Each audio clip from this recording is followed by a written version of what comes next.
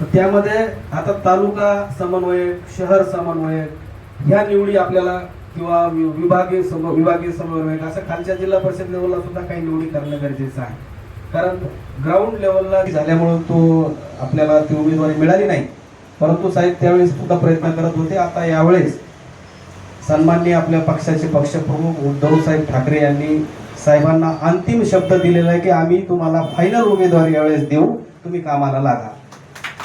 त्या उद्देशानंच साहेब आज आपल्या कामाला सुरुवात केलेली आहे आणि प्रत्येक जिल्ह्याला ते आता भेट देत आहेत. आता मी मागील त्यांचं बरंच बघतोय, हिंगोली झालंय, परभणी झालंय, नांदेड झालंय. काल नांदेडला मला वाटतं साहेबांची मिटिंग झाली. असं एक संपूर्ण जिल्ह्यामध्ये ते दौरा करत आहेत. आता पदवीधरांची नोंदणी आपल्याला करणं, निवडणूक लढायची म्हणजे नोंदणी होणं आवश्यक आहे.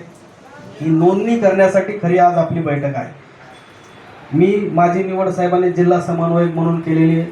माझ्या अंतर्गत परतूर, मंठा, घनसावंगी आणि अंबडचा काही भाग अशा भाग मला त्यांनी दिलेले आहे की या भागामध्ये आपल्याला ते नोंदणी करून घ्यायची.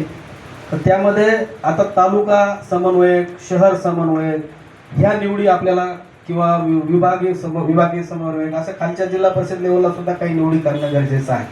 कारण ग्राउंड लेवलला जी नोंदणी होणं गरजेचं आहे ती नोंदणी जर झाली, आता बऱ्यापैकी काही लोकांनी नोंदणी केलेली आहे, परंतु काही लोकांपर्यंत अजूनही काही मतदारापर्यंत आपण पोहोचलेलो नाही, तर ती नोंदणी करून घेणं आपल्याला गरजेचं आहे. त्यासाठी साहेब हा पूर्ण मराठवाडाचा दौरा करत आहेत आणि या दौऱ्याच्या निमित्ताने आज आपल्या परतूरमध्ये त्यांनी परतूर आणि मंठा अशी एक जॉईन आता ही साहेब इथं 2 तालुक्याचे पदाधिकारी आहेत.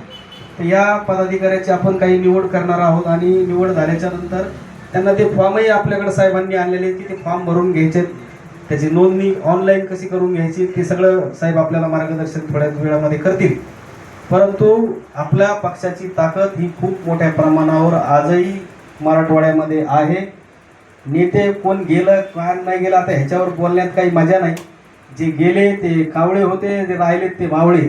आणि नेते जरी गेले असले साहेब तर कार्यकर्ता हा एक दिलानं एक जुटी नाही.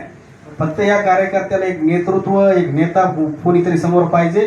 सैन्य आपोआप रेडी आहे, कारण ही बाळासाहेब ठाकरेंची देण आहे.